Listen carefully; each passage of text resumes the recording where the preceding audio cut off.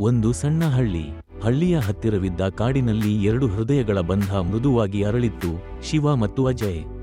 ಇವರಿಬ್ಬರೂ ಬಾಲ್ಯದಿಂದಲೇ ಗೆಳೆಯರು. ಬೆಳಗಿನ ಜಾವ ಓಡಾಟ, ಸಂಜೆ ಕಾಲ ಸೂರ್ಯನೊಂದಿಗೆ ಆಟ, ರಾತ್ರಿ ಚಂದ್ರನ ಕೆಳಗೆ ಕನಸು, ಎಲ್ಲವೂ ಸೇರಿದ್ದವು ಇವರ ಸ್ನೇಹದಲ್ಲಿ. ಒಮ್ಮೆ ಅಜಯ್ನ ಕುಟುಂಬಕ್ಕೆ ಶಹರಕ್ಕೆ ಸ್ಥಳಾಂತರವಾಗಬೇಕಾಯಿತು. ಇಬ್ಬರಿಗೂ ಇದು ದೊಡ್ಡ ಹೊತ್ತಿಗೆ. ಅವರು ಹಿಟ್ಟಿನಲ್ಲಿ ಬರೆದು, ಮನೆಯ ದೂರ ಸ್ನೇಹದ ದೂರವಲ್ಲ ಎಂದು ಅಳುತ್ತಾ ವಿದಾಯ ಹೇಳಿದರು. ವರ್ಷಗಳು ಹಾಯ್ದವು. ಎರಡೂ ಕುಟುಂಬಗಳು ತಮ್ಮದೇ ಜೀವನದಲ್ಲಿ ಮುನ್ನಡೆದವು. ಶಿವ ದಿನವೂ ಹಕ್ಕಿಯಿಂದ ಬರುವ ಪತ್ರವನ್ನು ಕಾಯುತ್ತಿದ್ದ. 15 ವರ್ಷಗಳ ಬಳಿಕ ಶಿವ ತನ್ನ ಹಳ್ಳಿಯ ಶಾಲೆಗೆ ಮುಖ್ಯೋಪಾಧ್ಯಾಯನಾಗಿ ನೇಮಕವಾಯಿತು. ಮೊದಲ ದಿನವೇ ಅಚಾನಕ್ "ಹೆಲೋ ಶಿವ" ಎಂಬ ಧ್ವನಿ ಕೇಳಿತು. ತಿರುಗಿ ನೋಡಿದಾಗ ಅದು ಅಜಯ್. ಇವನು ಈಗ ದೊಡ್ಡ ವೈದ್ಯನಾಗಿ ಹಳ್ಳಿಗೆ ಹಾಸ್ಪಿಟಲ್ ಸ್ಥಾಪಿಸಲು ಬಂದಿದ್ದ. ಅವರ ಕಣ್ಣಲ್ಲಿ ನೀರು, ನಗು ಮಿಕ್ಕಿದದು. ಕಾಲ ಬದಲಾದರೂ ಮನಸ್ಸು ಬದಲಾಗಿರಲಿಲ್ಲ.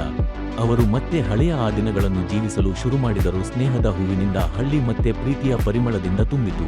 ಇಷ್ಟವಾದ್ರೆ ನಾನಿನ್ನೂ ನಿದರ್ಶನಗಳೊಡನೆ ಮತ್ತಷ್ಟು ಕಥೆಗಳು ರಚಿಸಬಹುದು. ಸ್ನೇಹ, ಪ್ರೀತಿಯ ಕಥೆ.